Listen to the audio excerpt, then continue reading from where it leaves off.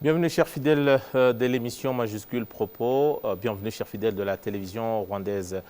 Toujours encore un plaisir d'être avec vous dans cette émission Majuscule Propos. Aujourd'hui nous allons débattre autour de deux sujets principaux. Nous allons revenir sur le 19e sommet de la francophonie qui s'est tenu à Paris en France où les chefs d'État et de gouvernement ont participé à ce sommet. Nous allons également voir avec notre confrère qui était sur place, Jean-Damascène Manéchimé, qui s'est entretenu avec la secrétaire générale de l'OIF qui va s'exprimer sur certains points positifs de son bilan jusque-là, pour les deux sommets en tout cas auxquels il a participé en tant que secrétaire général de l'OIF. Il va revenir sur certains points importants et surtout réalisation de cette organisation. Nous allons voir aussi dire un mot sur certains nouveaux, notamment le Ghana qui y est parmi les nouveaux venus dans la famille de l'OIF, un pays anglophone, un pays qui n'a jamais eu d'histoire avec la langue française. Nous allons essayer de comprendre qu'est-ce qui a amené ce pays de l'Afrique de l'Ouest dans cette organisation, quelles sont les raisons, bien au-delà de la seule langue française dont les pays membres ont en commun. Nous allons revenir également ici au pays pour parler du dernier forum qui a réuni certains responsables au niveau de l'Afrique pour parler des échanges intra-africains, des échanges qui aujourd'hui, en tout cas, sont au point, j'allais dire mort, mais sinon, en tout cas, les indications sont au rouge par rapport aux échanges entre le continent et les autres continents. Qu'est-ce qui bloque aujourd'hui? Avons-nous les outils pour faciliter, sinon permettre cet échange entre pays africains? Quels sont les défis et aussi quelles sont les opportunités que devraient exploiter les Africains? Voilà donc les deux sujets qui vont nous intéresser ce soir dans cette émission Majuscule Propos.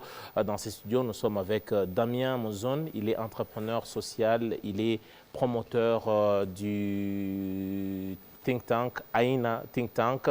Il est rwando-béninois. Il nous a fait donc l'honneur d'être avec nous. Bonsoir, bienvenue Damien. Bonsoir Teddy. Voilà, bien tiré à quatre épingles comme on dit. Voilà. Merci beaucoup donc d'être là. Nous sommes également rejoints par le docteur Eric Ndouchabandi. Il porte plusieurs casquettes, le docteur Ndouchabandi. Il est enseignant, il est chercheur, enseignant à l'Université du Rwanda, enseignant à l'Université de Louvain en Belgique. Il est politologue surtout. C'est surtout en cette qualité de chercheur et politologue que nous l'avons invité pour essayer un peu d'éclairer cette partie de la volonté politique qui fait marcher et qui fait bloquer les choses par moments. Bienvenue, docteur. Merci beaucoup. Un plaisir d'être avec vous. Voilà, ce sont les deux qui vont être avec nous ce soir pour parler tout d'abord, comme l'intitulé de notre premier sujet l'indique, une francophonie décomplexée. C'est ce que veut, ou c'est ce que veulent en tout cas les membres aujourd'hui. Quelle est la place de cette organisation aujourd'hui dans le monde, aux côtés des autres organisations au même caractère? Je commence par vous, Damien. Oui, d'abord, quand on parle de francophonie décomplexée, pendant que la secrétaire générale de l'organisation du Commonwealth, qui est le côté anglophone de la même grande famille, Madame Patricia, aussi invitée et était assise dans la conférence, c'est de voir quand même comment, et au lieu que la francophonie soit seulement une défense de la langue française qui est liée à la France et qui est souvent interprétée sous différentes formes, comment faire en sorte qu'on puisse aller au-delà pour avoir une organisation mondiale qui pourrait avoir d'influence au même titre pratiquement que l'ONU. Donc je pense que c'est un peu l'ambition. Et c'est d'ailleurs pour ça qu'ils essaient quand même de forcer ou de forger, je dirais mieux, la diversité au sein de cette organisation. Quand vous voyez aujourd'hui, après Abdou Diouf, c'est notre sœur, Madame Louise Mouchikouabo, qui est aujourd'hui la secrétaire générale de cette organisation et qui parle couramment d'origine africaine, qui est multilingue. Elle parle couramment français, elle parle Kenya-Rwanda, elle parle anglais et d'autres langues. Et donc, je pense que c'est des choses aussi qui font qu'on puisse quand même voir un monde qui est en train d'avancer et que ces organisations qui étaient créées pour d'autres fins puissent quand même s'adapter et ne pas rester dans leur base de départ. Et je pense que c'est cette ouverture vers le monde et le fait d'avoir des membres qui ont été cités aujourd'hui, des pays comme l'Angola qui ont postulé et qui doivent devenir aussi membres bientôt, au même titre que le Ghana, membres de l'Union et de la francophonie. C'est aussi des raisons de plus pour dire on ne veut pas vraiment être un regroupement de francophones ou de francophiles, mais il faudrait aussi que ce soit cette organisation qui est un groupe de lobby, de pression, de développement, d'innovation, de créativité. Et donc, je pense que c'est cela qui fait que cette organisation essaie de tous les moyens pour quand même reconquérir terrain, si je peux m'exprimer en ces termes. Reconquérir le terrain, c'est-à-dire que quelque part, c'est une organisation qui avait perdu du terrain pour une raison ou une autre. Docteur Rondou Chabandi, historiquement, dans un passé très récent, la francophonie, parmi les difficultés auxquelles cette organisation, l'OIF, a fait face, elle était vue par nombreux comme étant une autre forme, sinon un outil de ce qu'on a appelé la France-Afrique. Donc une main que la France utilise, notamment pour ses anciennes colonies ou ses partenaires traditionnels de manière politique. Est-ce que cette organisation a su, au fil des années, enlever cette carcasse ou sortir de ce cocon dans lequel on essaie un peu de l'enfouiner et surtout de le faire porter, tous ces épithètes-là, forcément, qui ne sont pas très, très louables? Merci beaucoup. Je suis très heureux de revenir dans cette situation après un temps. Un plaisir. Je pense qu'il faudrait cadrer historiquement qu'on parle de la francophonie et en face, nous avons l'anglophonie. C'est très important. C'est une histoire qui dure depuis les années où on pouvait voir les alignements ou alors la division du monde selon la langue. Et ce n'est pas en termes de rivalité, mais c'est en termes aussi de l'expansion de ces langues à partir de leurs origines, jusque dans les pays colonies, les colonies comme on les appelle. Ou anciennes colonies. Ou les anciennes colonies. Voilà. Et je parle de l'histoire à ce moment-là. Voilà. Et aujourd'hui, nous pouvons effectivement regarder l'évolution de la francophonie. On ne peut pas l'enlever du contexte de l'évolution politique de ces pays membres. Ça signifie quoi? Quand on commence à confondre la francophonie et la France, c'est déjà ça veut dire ce que ça veut dire. Hein? C'est déjà une première problématique. Voilà. C'est-à-dire, si le français est de la France, mais la francophonie, ça signifie les membres qui parlent français et à titre égal, parce qu'ils sont membres d'une organisation volontairement formée et sous une vision commune. La francophonie se dissocie aussi de la France-Afrique. Et ici, je répète, Madame Louise Mouchikouabo, que la francophonie n'est pas la France-Afrique. Et si nous revenons sur ce que signifie la France-Afrique, c'est toute la politique d'influence, la politique étrangère de la France comme pays par rapport aux pays africains. Et c'est une histoire qui n'a pas toujours été heureuse.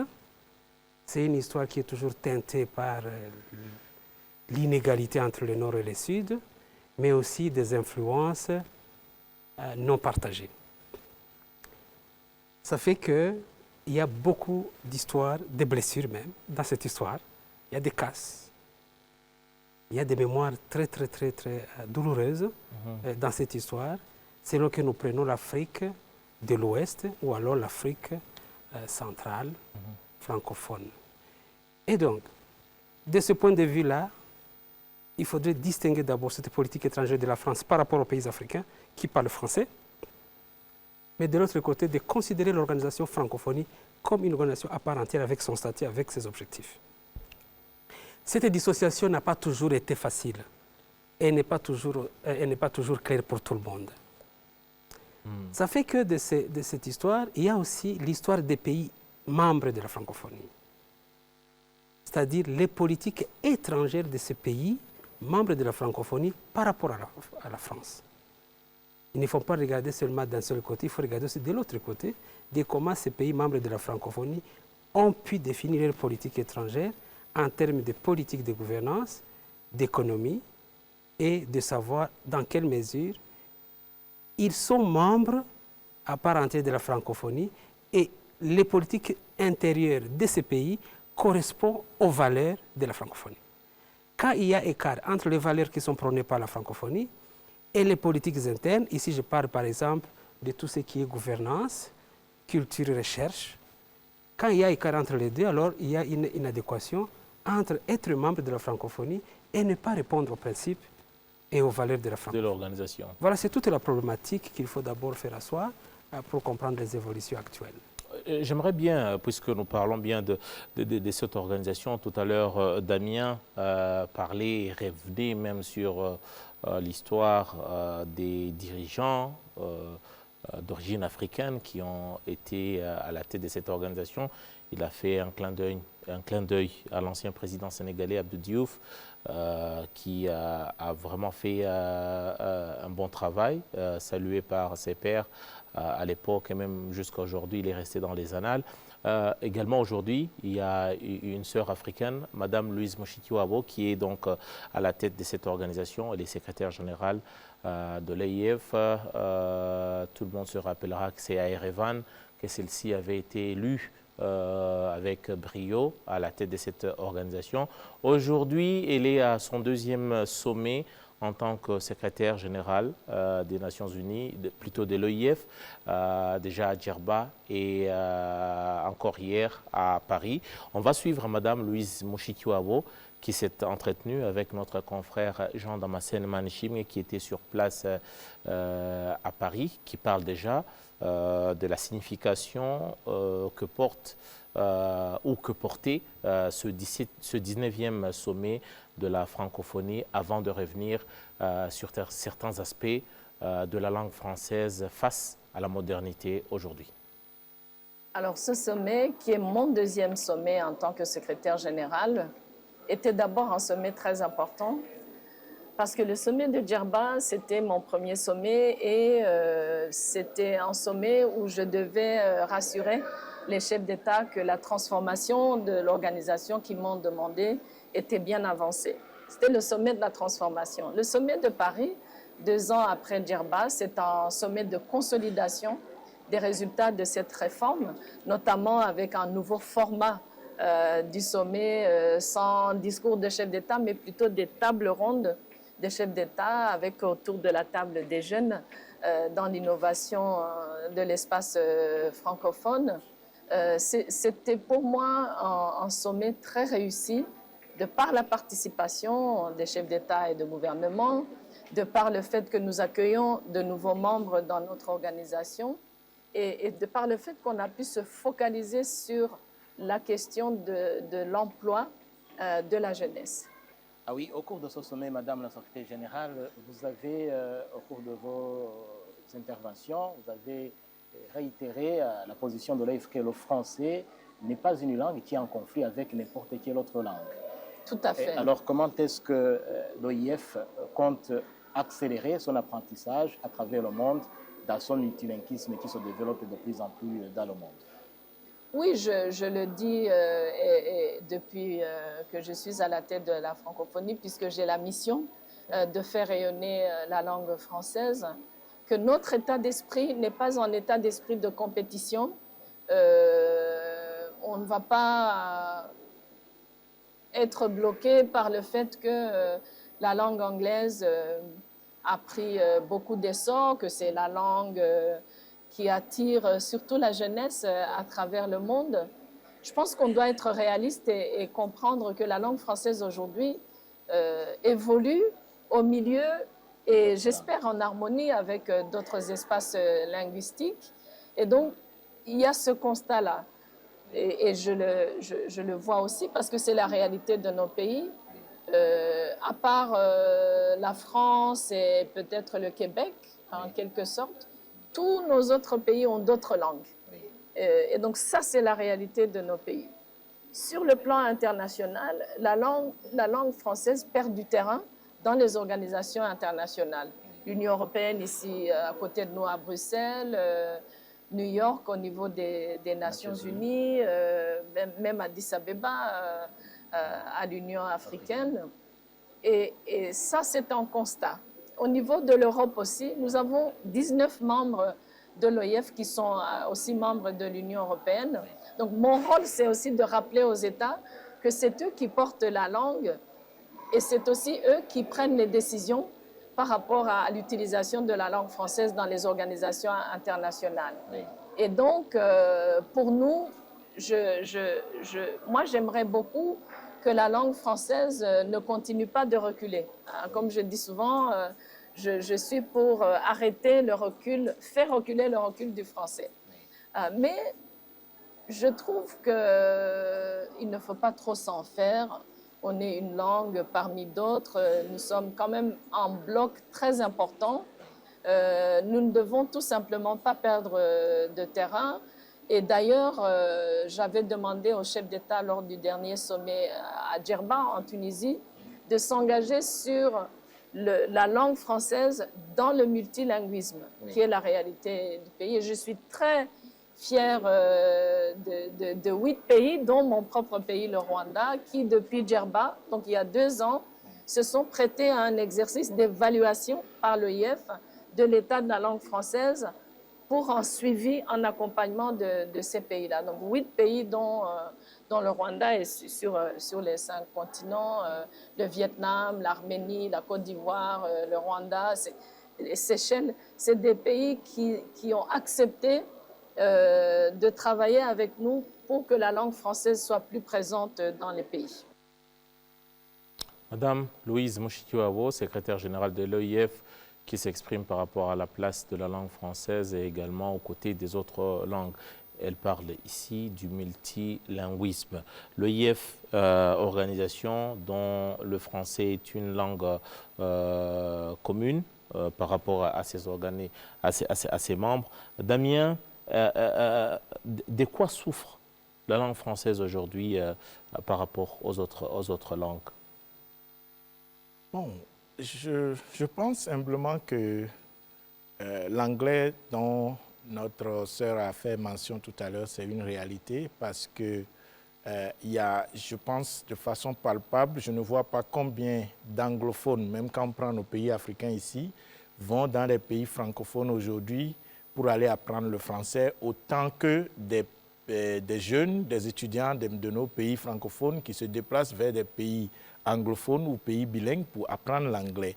Et donc, cela fait que la langue française, qui était considérée comme cette langue de Molière, et quand vous rentrez dans l'histoire de cette langue qui quand même se vénérait comme une langue d'influence dans le temps, à un moment donné, on disait même que la langue même de la politique, c'était la langue française.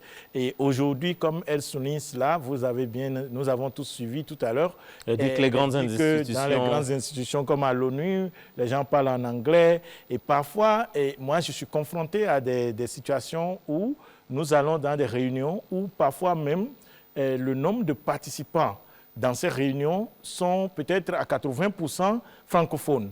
Mais les 20% anglophones arrivent à imposer que ce soit l'anglais qui soit parlé parce que quelque part, ils se disent c'est quand même notre langue, la langue du monde, vous devez vous adapter à nous. Et on se dit, mais si c'est la démocratie, normalement, si on est 80/20, c'est nous qui avons gagné. Mais finalement, ils insistent parce qu'ils se disent, bon, je me rappelle vivement dans une de nos réunions de Rotary à au Gabon. Et puis, les anglophones étaient très minoritaires, mais ils disaient, mais vous savez que le Rotary vient des États-Unis, donc les sources sont d'abord en anglais avant que vous ne les traduisiez. Donc, si vous ne nous faites pas écouter la séance en anglais, c'est que la séance n'aura pas lieu. Mais si vous voyez le nombre de participants, on parle des pays de l'Afrique centrale où on était une dizaine de pays, mais c'est les anglophones dont on parle. C'est une minorité qui venait d'un seul club, peut-être du Rwanda ici, et d'ailleurs, d'une autre partie du Cameroun. Et ceux-là se trouvaient quand même en position de force pour exiger que ce soit leur langue qui soit parlée au Gabon, vous imaginez. Donc, des situations comme ça, juste au passage, nous font voir que aujourd'hui, c'est aussi une question de gagner le terrain, une question d'influence. Et donc, ça fait que si le francophone ou le francophile ou la langue française elle-même ou ceux qui veulent promouvoir cette langue voient que notre langue n'est plus vraiment la langue qu'il faut parler pour que les choses peut-être puissent prendre. Donc aujourd'hui, cette réalité est là et je pense qu'ils ont bien vu en voulant aller vers le multilinguisme, en voulant se faufiler, de ne pas vouloir... Parce que dans un contexte comme ça, c'est difficile à faire une compétition. Surtout que quand vous allez sur l'Internet aujourd'hui, quand vous tapez un mot, la définition sur Google et vous voyez le nombre de références que vous trouvez en anglais par rapport en français, il n'y a pas de comparaison. Donc ça fait vous parlez des moteurs de recherche. Des moteurs de recherche, quand vous tapez un mot en anglais et vous tapez le même mot en français et vous faites la recherche, vous vous rendez compte que bon, on n'a même pas besoin, il n'y a pas match quelque part comme on le dirait. Donc je pense que c'est une réalité, mais bon, nous allons pouvoir nous adapter avec cette réalité-là et voir comment, avec des initiatives comme la francophonie, ce qu'ils essaient de la réforme au sein de ce pays, c'est de cela aussi qu'il est question. Le rôle de notre sœur qui est à la tête de cette organisation aujourd'hui, c'est d'apporter certaines réformes pour que la francophonie soit encore un peu plus consommable. Parce qu'à un moment donné... Ces réformes peuvent être effectuées sans complexe. Justement, et c'est d'ailleurs ça qui fait que, vous avez vu, son élection ici a fait beaucoup de bruit partout parce qu'on s'est dit, le Rwanda, bon, c'est un pays qui se dit francophone, mais franchement, ce n'est plus le français qui fait la loi là-bas. Et voilà encore des choses aussi qui font que ces gens se titillent. Et quand des pays qui se réclament francophones, que les Français même, parfois se retrouvent qu'on prenne des gens d'un pays qui n'a même pas une grande popularité et qui n'est pas forcément purement francophone, et on dirait beaucoup plus anglophone que francophone, même si aujourd'hui la politique du pays c'est de faire en sorte qu'on ait 4 langues. Quand vous voyez dans les passeports aujourd'hui, on a les 4 langues qui sont présentes, l'anglais, le Kenya-Rwanda, le français et le Kiswahili, vous avez ça écrit. Donc je pense que c'est une allure comme des pays comme la Suisse qui ont compris qu'il faut embrasser les langues, on n'a pas à se combattre les uns comme les autres. Donc eux ils ont cette menace parce que quand ils voient l'élection d'une de nos sœurs comme ça, lui à la tête du truc, c'est aussi une stratégie de la part de la France, mais par rapport aux détracteurs, ils se disent, mais qu'est-ce que le Rwanda a fait pour mériter ce poste par rapport à nous qui nous réclamons plus français que les francophones. Vous savez, je viens d'un pays où nous on nous appelait le quartier latin de l'Afrique. Le Bénin, nous on disait qu'on comprenait le français mieux que les Français, et quand nous on était à l'école primaire, quand les Français, on faisait des correspondances avec les étudiants français, quand ils nous écrivent des lettres, on commence d'abord par corriger les accents circonflexes, accents aigus, et donc nous on essaie de corriger la lettre que les Français nous envoient avant d'écrire la note pour l'accompagner, parce qu'on était fiers de dire, bon, c'est nous qui maîtrisons la langue française, et quelqu'un comme Léopold Sédar Senghor qui avait fait aussi l'éloge de cette langue et qui a été un président d'un des pays influents en Afrique de l'Ouest. Donc ça vous donne quand même cette étiquette que, bon, écoutez, les temps ont changé, il faut qu'on change avec. Aujourd'hui, nous tous on parle anglais pour la plupart, donc on est obligé d'aller avec et de se conformer. Docteur Ndjobandi, il y a quand même un point très important. Vous êtes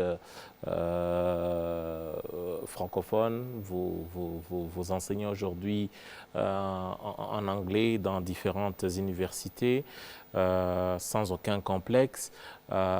Aujourd'hui aussi, il y a 2 pays, le Rwanda, votre pays, mais également la Belgique où vous enseignez, où le français est parlé par une bonne partie des Belges. Pourtant, on dit nous sommes dans une situation où le français est une langue des Français.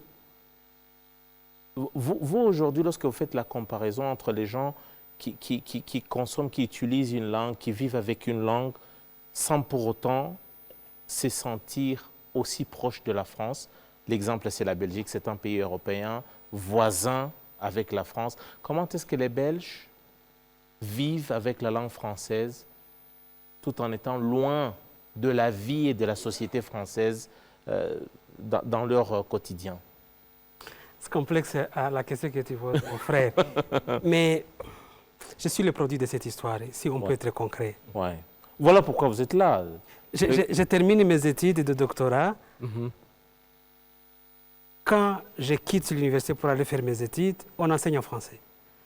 Et je termine mes thèses et mes recherches en français. Et quand je reviens, c'est déjà l'anglais, je dois enseigner en anglais. Je suis le produit de cette histoire. Et ce qu'il est en train de dire, effectivement, en termes de recherche, il faudrait qu'on cherche cette langue au concret. Elle est où? Là, je passe vite. La proximité, ce n'est pas ça le problème, mais c'est l'histoire des pays et leurs choix. Et moi, je suis le produit de ces choix-là, et je suis le gagnant des deux. Moi, je me retrouve dans ce discours de madame. Je me retrouve dans ce discours de madame, je pivote de l'anglais au français, du français à l'anglais, sans problème.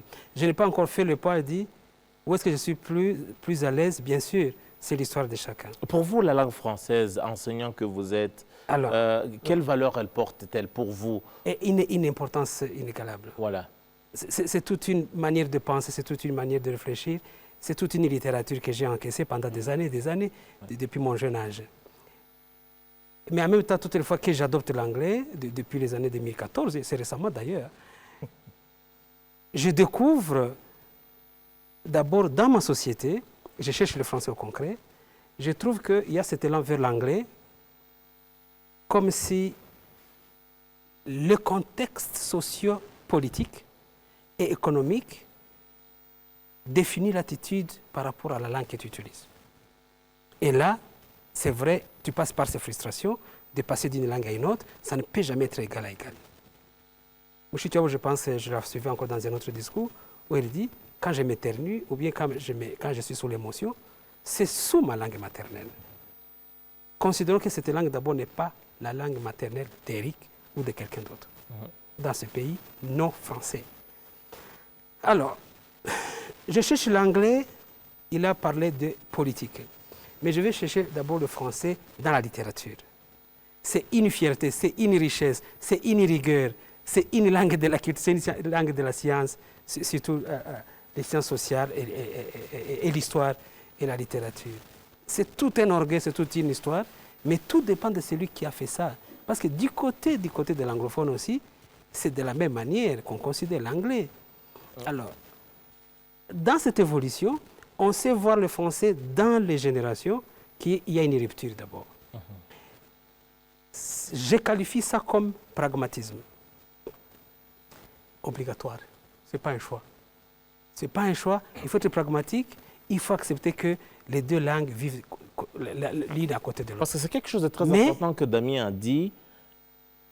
Des correspondances dans leur jeune âge, des correspondances avec des jeunes Français, où les jeunes Africains prenaient du plaisir. C'est ça l'orgueil, c'est ça le plaisir. Prenaient du plaisir à corriger le vocabulaire et la grammaire, même la synthétique. Exact. Voilà. Toute la poésie, la dissertation. On sent que ce soit l'anglais ou le français, on sent que nous, Africains, on a porté ces langues bien au-delà bien au-delà de la valeur que les propriétaires, entre guillemets, de ces langues ont pour leur propre langue. Oui. C'est quoi? Est-ce que, quelque part, les gens arrivent à dire, écoutez, c'est quand même, c'est arrivé avec une certaine aliénation. Oui, c'est une émancipation quand on parle d'autres langues, quelle est sa langue maternelle, on passait d'une classe à une autre. Donc c'est complexe, qui est d'ailleurs très colonial. Est-ce que nous attachons à toutes ces langues, parce que tout à l'heure, il y a un concept très important que Mme Mouchitiao a développé, le multilinguisme, que le français accepte de vivre à côté d'autres langues, de vivre avec les autres langues. Est-ce que, Africains que nous sommes sur ce plateau, est-ce que l'amour effréné qu'on a eu de ces langues étrangères, que ce soit l'anglais ou le français aujourd'hui, n'a pas aussi quelque part contribué à oublier la valeur de nos propres langues, où aujourd'hui il faut revenir aux sources ou à nos vraies valeurs? Oui, nous allons passer à un autre sujet peut-être là, et là c'est un vrai combat. Il faudrait un débat par rapport à ça. Oui. Ça c'est oui, parce qu'on pense que le français, l'anglais vient remplacer nos langues maternelles. Mais ça c'est un autre débat, je pense. Nous en étions en... Comment vivre avec cette langue, la langue française, Alors, avec nos langues? J'étais au système d'enseignement, éducation, la littérature, la culture, tout ce qui est véhiculé par rapport à ça. Mais il y a une autre dimension, l'entrée par laquelle le français et l'anglais passent, c'est le politique. Quand on choisit que le français et l'anglais deviennent notre langue d'administration, mais aussi notre langue de discours politique, et donc d'alignement vers une politique française ou alors d'une démocratie libérale et toutes les valeurs françaises qui vont avec. Et donc, cet appareil politique qui définit la destinée d'un peuple, il y a toute une génération qui se conforme par rapport à ça. Alors, l'important ici, qu'on ne laisse pas de côté, c'est très important, c'est toute la rivalité entre français et anglais quand on considère l'anglais ou alors quand on considère le secteur économique. La langue économique, la langue du commerce international, mais aussi, aujourd'hui, la langue du digital. C'est l'anglais qui s'impose. Et là, nous allons dans ce sens-là. Le monde de finances, c'est l'anglais qui s'impose. Même dans ce pays, tu me parlais de ces pays francophones, va dans des facultés, tu vas trouver que la littérature qu'on donne aux étudiants, c'est une littérature en anglais. Et c'est sans complexe. Ce pragmatisme ici se justifie encore par le contexte global du monde. La géopolitique? Du multilatéralisme plutôt, et de l'interdépendance. Donc, inutile d'insister sur ta langue et de t'en tenir et de fermer la porte aux autres ouvertures. Moi, je pense que l'orientation que nous entendons ici, ça nous interroge. Mais si nous posons les structures d'éducation, on sait voir qu'il y a un éclatement qui fait richesse, mais qui fait préjudice aussi aux deux langues. Permettez-moi de vous faire écouter un autre son de cloche. Il y a notre confrère Jean Damascène Manichimé qui s'est entretenu avec un autre francophone. C'est un journaliste marocain. Il s'appelle Benoît Malé Dibento, magazine Afrimag. Il est marocain. Il s'exprime aujourd'hui également sur la situation de la langue française par rapport à la globalisation et surtout à la modernité à laquelle nous faisons face aujourd'hui. Et il y a les échanges intra-africains qui sont à promouvoir. Et justement, on est dans une logique environnementale de circuit court. L'Afrique doit à tous les éléments pour pouvoir être autonome. Et je pense que la francophonie est un élément qui peut parfaitement stimuler cet aspect. Je vais prendre un autre exemple sur l'industrie culturelle et créative, lycée. Quand vous allez sur une chaîne de télévision africaine, vous regardez le top 50 des chansons, prenez vous sélectionnez les chansons francophones, vous avez au moins un tiers des chanteurs qui chantent dans une langue nationale ou dans une langue régionale. Regardez dans le monde lusophone ou le monde anglophone, c'est principalement uniquement les chanteurs chantent uniquement en anglais. C'est dommage. Après, concernant l'intelligence artificielle, puisque vous me posez aussi cette question, là aussi, le Québec est à la pointe avec une structure qui s'appelle Data Franca, qui est financée par le gouvernement du Québec avec l'appui de l'Université de Montréal, de Laval, et ils ont mis en place un dictionnaire lexique de 5000 termes francophones. Ce ne sont pas des traductions de l'anglais vers le français, c'est vraiment des créations d'intelligence, donc qui vraiment sont préhensibles et compréhensibles. Et donc on fait pareil sur la cybersécurité, sur la statistique, sur la photonique, etc. Donc le langage des sciences, il faut que justement il ne soit pas monolangue mais multilangue. Et la francophonie, elle va dans ce sens-là. Oui. Et revenons un peu sur ces thématiques de l'environnement. Aujourd'hui, le continent africain est le continent qui souffre le plus des conséquences du changement climatique. Tout à fait. C'est une injustice. Et je pense que les pays africains ont besoin quand même de faire entendre leur voix. Est-ce qu'il y a une issue qui pourrait être trouvée? Ce que je pense, c'est qu'il faut que les Africains se battent et mettent le point sur la table. Et ça, c'est aussi un gros problème, c'est que malheureusement, dans le continent africain, beaucoup de pays j'allais dire, ont excusez-moi, mais un problème de corruption qui fait que justement, ils tombent à la merci, j'allais dire, de structures financières rapaces, vautours, qui font mal à l'Afrique. Voilà, merci donc à Jean Damascène Mané-Chibien pour cet élément. Damien, une réaction par rapport aux propos du confrère marocain. Est-ce qu'il a raison dans la globalité de son idée? Oui, bon, c'est difficile de dire avoir raison ou tort, mais la chose que je peux déjà dire... Il y a du concret dans ce qu'il dit. Oui, le concret ici, on peut déjà partir même de nos langues maternelles. J'ai vu que notre cher aîné, le professeur, ne voulait pas qu'on s'aventure sur ce terrain. Mais vous avez nos enfants aujourd'hui qu'on envoie dans soi-disant des écoles d'élite et vous allez dans les maisons visiter des parents et leurs enfants ne comprennent pas la langue maternelle de leurs parents, ni du père, ni de la mère. Parce qu'on se dit, bon, de toutes les façons, si l'enfant comprend une langue africaine qui a été promue, à quel niveau, à quel degré, est-ce qu'on est en train de promouvoir Mme Mouchikabo aujourd'hui à la tête de la francophonie parce qu'elle est excellente seulement en Kenya-Rwanda? Je crois peut-être qu'il y a des Rwandais qui parlent mieux Kenya-Rwanda qu'elle.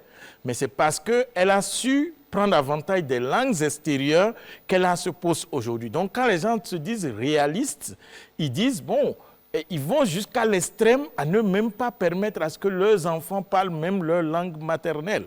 Et donc, le même truc se reproduit aujourd'hui. Là, vous évoquez ce qui devrait être un avantage qui devient une acculturation. Une acculturation, malheureusement. Parce qu'en réalité, la langue, dans ce cas, quand le français se retrouve dans le même cas que nous, certains, sans accuser qui que ce soit, de nos intellectuels aujourd'hui, qui ne veulent même plus que leurs enfants parlent leur langue maternelle au profit de ces langues importées, de ces langues extérieures. Donc, le français se trouve aussi à ce niveau où vous allez dans les universités comme Sciences Po et toutes ces grandes universités aujourd'hui en France où vous voyez que les cours se passent normalement en anglais et personne ne crie au scandale pour ça. Parce qu'ils se disent, bon, si la personne doit se vendre sur le marché mondial, et qui peut-être l'enfant un jour va aller et servir au Japon, un peu partout dans le monde, avec l'anglais, il a plus de chances, d'opportunités que de le limiter à ce français, surtout qu'on suppose que pour eux, c'est considéré comme un acquis déjà. Malheureusement, chez nous, ce n'est pas toujours un acquis, nos langues maternelles. Donc, c'est sur cet aspect que ce qu'il dit, vous voyez, quand les anglophones chantent en anglais, ils chantent seulement en anglais parce que justement, dans leur conception du monde, quand quelqu'un parle 3 langues, la personne est trilingue. Quand quelqu'un parle 2 langues, la personne est bilingue. Mais celui qui parle une langue doit être seulement anglophone. Et ils l'ont écrit dans des livres. C'est dans des recherches.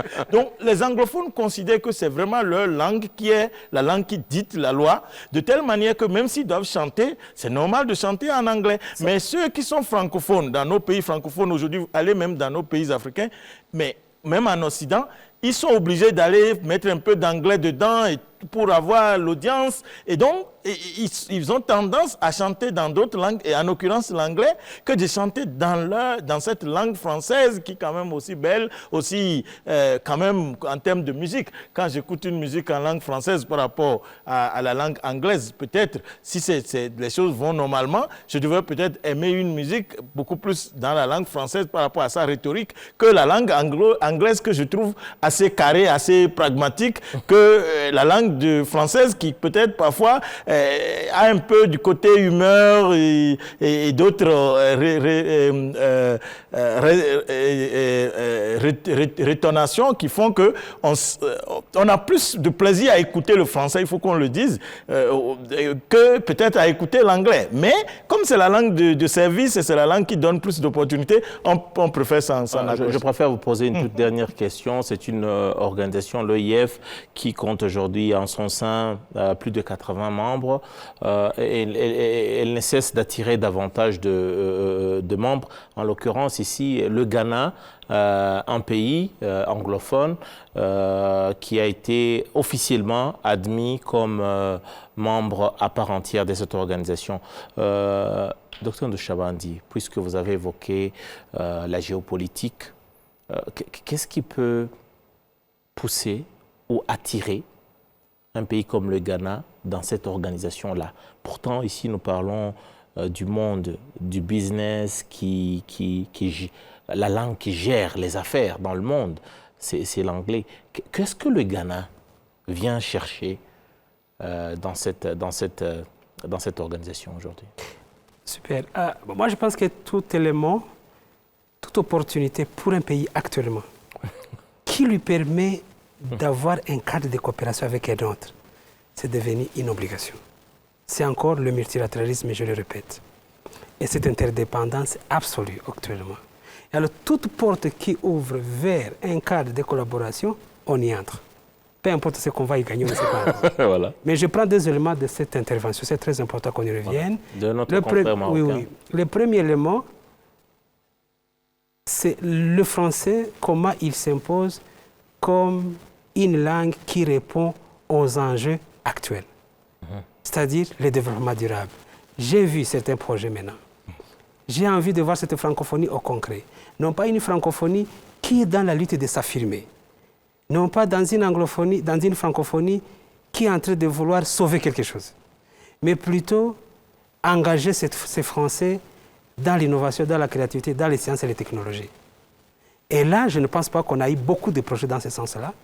Et ça fait que, toutes les fois qu'on va vers les impératifs du moment et les besoins actuels pour la jeunesse, l'emploi, avec la créativité et l'innovation. Parce que ça c'est l'anglophone va... Je rappelle que c'est un extrait d'une interview de 13 minutes que déjà les gens peuvent retrouver sur notre page YouTube de Rwanda TV, où Mme Mushitiwabo revient justement sur la place de la jeunesse, la place de la femme, également les projets de développement dont vous faites mention. Exactement. C'est cette francophonie au concret, les projets de développement. Des projets de développement qui peut-être ne sont pas encore beaucoup communiqués. Où on parle de la francophonie, on parle que c'est la littérature, on pense que c'est vraiment il s'agit que de la langue... Ou alors une francophonie qui a du mal à s'affirmer dans un monde en compétition.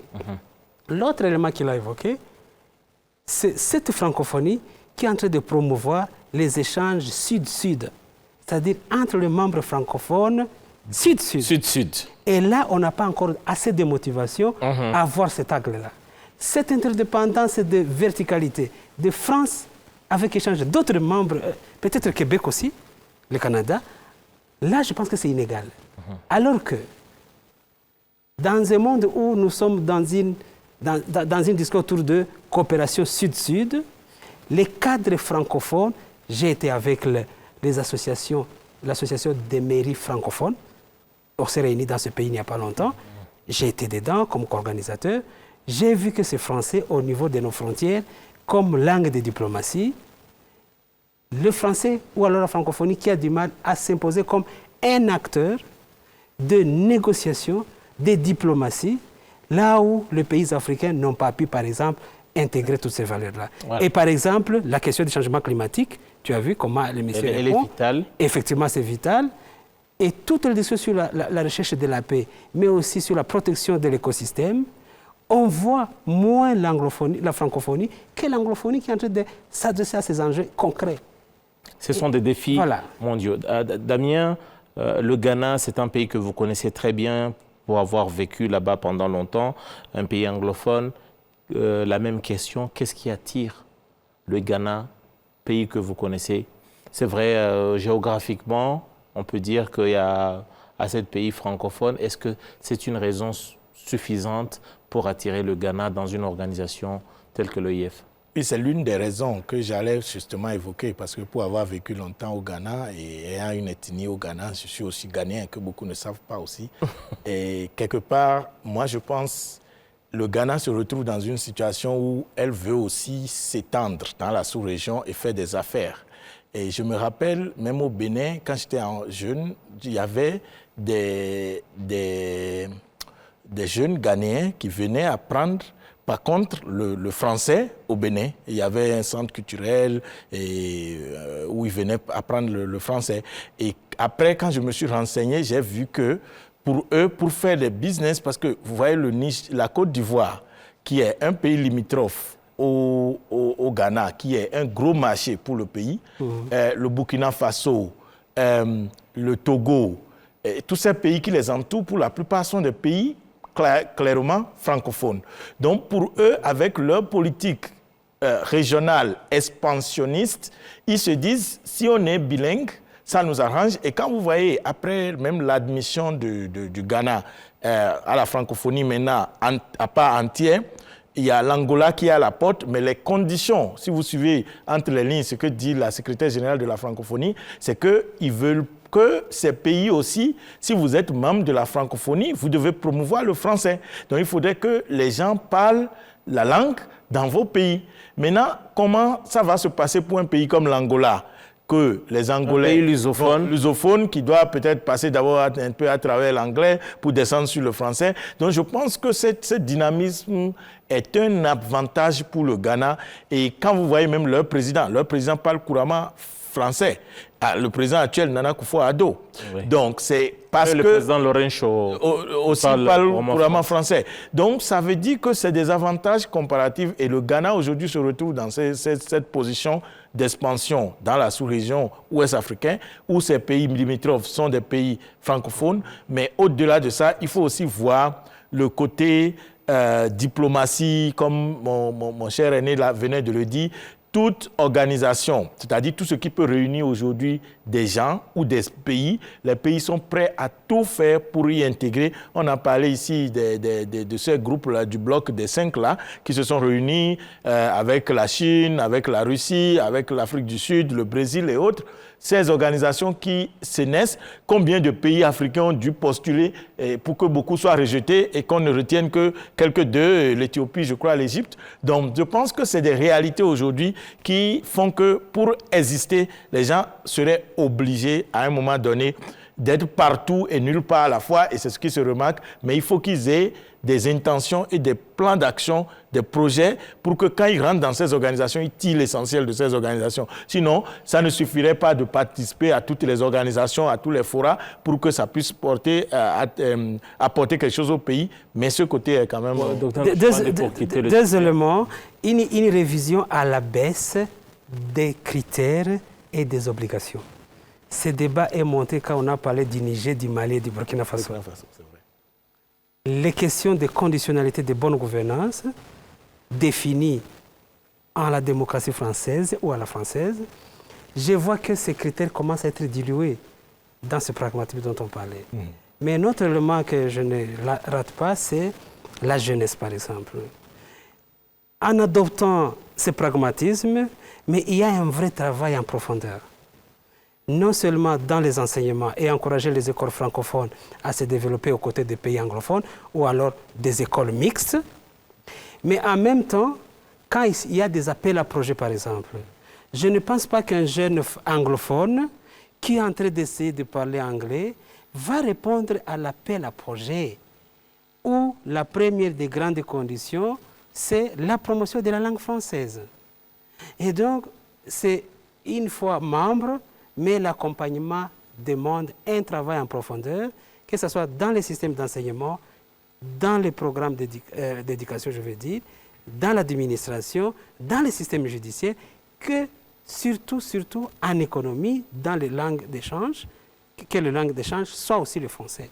Et donc, l'investissement dans des programmes des sciences et technologies en français, l'innovation et la créativité en français, ça va demander un travail de profondeur. Voilà, en tout cas, qu'on y arrive. Voilà, c'est très important parce que ce qui est sûr ici, nous devons dire que chaque pays doit s'aligner, doit s'engager dans des organisations, doit rejoindre des organisations d'abord pour l'intérêt, voilà, ses priorités, son agenda, sa vision. Ça, c'est très important puisque, comme on dit, il n'y a pas toujours que les intérêts qui comptent pour les individus, mais les intérêts comptent encore davantage pour les pays. Pour terminer notre émission, nous allons toucher un mot sur le dernier forum qui s'est tenu à Kigali autour des échanges intra-africains. C'est un forum qui a réuni le monde du business. Il y avait également la présence du chef de l'État Paul Kagame qui a ouvert les travaux de ce forum. Mais ce qui nous intéresse ici le plus, on va parler de la ZLECAf. Vous savez, c'est dans cette même salle que vous voyez en image à Kigali, au Kigali Convention Center en 2018, où avait été en tout cas lancé la ZLECAf, cette zone de libre-échange économique continentale qui aujourd'hui peine en tout cas à faire ses preuves. La volonté politique, il y en avait. Aujourd'hui, les questions qu'on se pose. J'aimerais bien tout d'abord parce qu'il y avait un champion à l'époque qui est l'ancien président nigérien, le président Amadou Issoufou. J'aimerais bien qu'on puisse suivre le président Amadou Issoufou qu'on a en image là-bas pour entendre de ce qu'a été la ZLECAf depuis sa création ici à Kigali et aujourd'hui, quel est le bonhomme de chemin que ce marché a parcouru à ce jour. On va suivre le président Amadou Issoufou.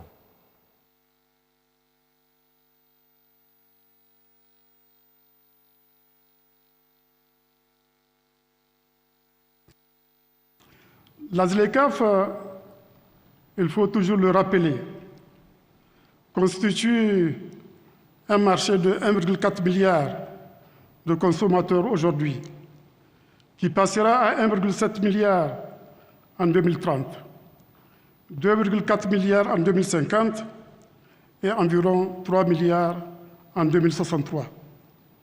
Il s'agit là d'un immense potentiel de croissance économique si nous arrivions à relever le défi de la transition démographique, en particulier ceux de l'éducation, de la formation, de la santé et de la création d'emplois. Cela suppose que soient levés également les défis de la gouvernance, de la paix et de la stabilité.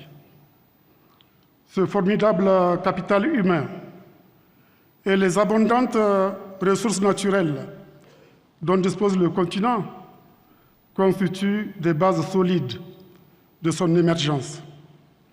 L'Afrique a le potentiel pour devenir une puissance mondiale si ce potentiel est rationnellement exploité.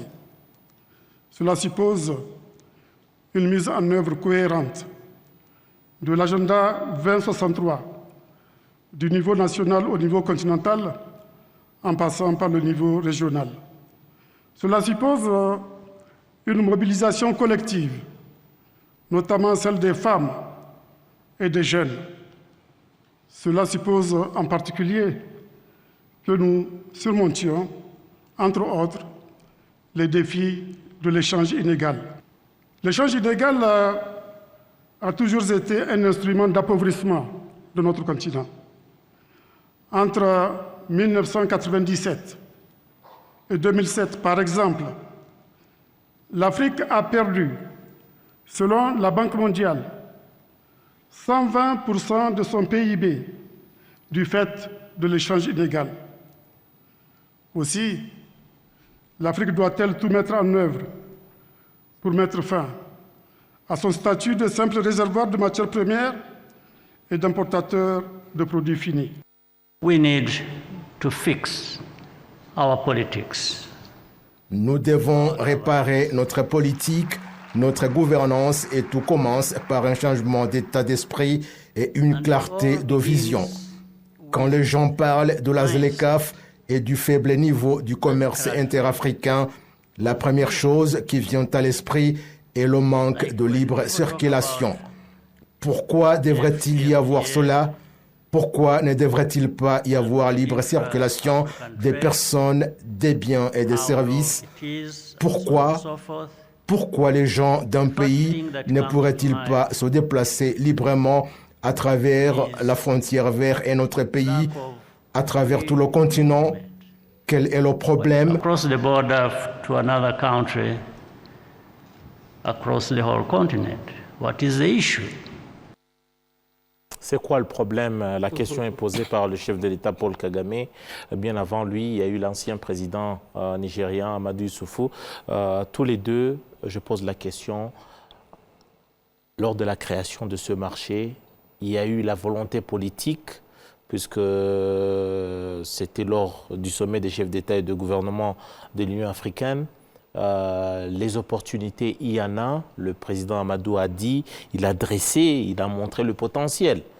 Mais à vous, je pose la même question que le président Paul Kagame pose. C'est quoi le problème? Qu'est-ce qui cloche, Damien? Je crois que si on suit de loin ce que le président a dit le jour-là, il dit que c'est un problème de politique qu'il faut régler. Parce que c'est la politique qui crée ce dégât, malheureusement. Et vous avez vu dans le discours du président, quand il parlait de pourquoi c'est difficile pour des biens et des services et des individus de pouvoir circuler librement entre le continent. Et au milieu du discours, il dit, bon, moi je parle même de circuler entre les frontières, mais vous savez qu'il y a plein de pays où, en Afrique, où des gens ne peuvent même pas circuler librement ni avec leurs biens à l'intérieur de leur propre pays. Les gens ont applaudi. Moi, ça m'a fait couler des larmes. Parce que je me dis, voici des situations qui se posent. Moi, j'ai vécu dans des pays que je ne vais pas nommer, où vous vous rendez compte que pour des raisons de régionalisme, de politique, quelqu'un prend son poulet ou son mouton au nord, il veut vendre au sud. On lui dit, parce que ce n'est pas eux qui sont au pouvoir, que est-ce qu'il y a l'acte de naissance, est-ce qu'il y a des cartes de vaccination de ce poulet ou de ce chien, ou de ce mouton ou de ce bétail qui veut vendre de l'autre côté. Et on sait que c'est une manière de le bloquer. Comment on peut demander des cartes d'identité ou des cartes de vaccination à des animaux à l'intérieur d'un pays pour qu'on puisse le vendre là-bas, alors que des êtres humains dans ces mêmes pays n'ont pas de ces mêmes papiers. Et des fois, on harcèle des gens. J'ai traversé des pays, moi qui dépense beaucoup d'argent à visiter le pays. Oui, on est d'accord, ça c'est une question de gouvernance. C'est une question de politique. Docteur de Chabandi, les chefs d'État s'accordent sur certains principes dans des grandes réunions et arriver à la maison, en tout cas, la parole est difficile. C'est exactement ça. La politique étrangère, la politique de coopération régionale, c'est un jeu à deux niveaux.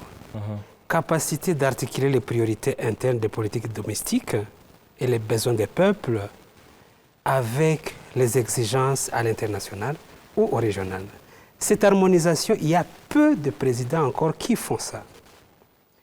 La capacité de signer et de demander au pays de suivre, il y a d'abord, tu trouves un problème de gouvernance et une instabilité des systèmes de gouvernance, absence de paix, mais une désarticulation entre les secteurs économiques. Désarticulation entre les finances, avec l'agriculture qui est le secteur principal, l'inadéquation entre le contenu de l'enseignement et le marché du travail. Ça fait qu'une fois le marché est signé, on se rend compte que vous n'avez pas ni l'harmonisation des tarifs et des taxes au niveau des frontières parce que vous ne parvenez pas à contrôler les systèmes de gouvernance et de corruption. Et on est bloqué à ce point-là. Mais ici, ce qui est essentiel, c'est que le cadre est déjà là. Encore une fois, on ne va pas en rester à la volonté politique ou alors à la mentalité de ne pas vouloir changer. On n'est pas si bête. Mais il y a aussi des problèmes structurels des structures de la monnaie qu'on utilise comme critère d'échange. Ça fait que les prix sont incontrôlés et l'écart entre les plus riches qui maximisent les profits et les pauvres. Le gap reste. Donc c'est très structurel. Voilà, c'est un problème structurel, un des problèmes qui gangrène le continent africain. En tout cas, espérons que de la volonté politique, il y en a, il y en aura toujours parce que tout cela est dans le plus grand bien des peuples d'Afrique. Merci en tout cas à tous les deux, Dr Ndouchabandi et à Damien Mozoun, pour votre contribution. Merci également à Constantin Ouassé et toutes les équipes au niveau de la régie. Grand merci à vous, l'audience qui nous avait suivis. J'aurai tout le plaisir de vous retrouver très prochainement pour un nouveau numéro Majuscule Propos.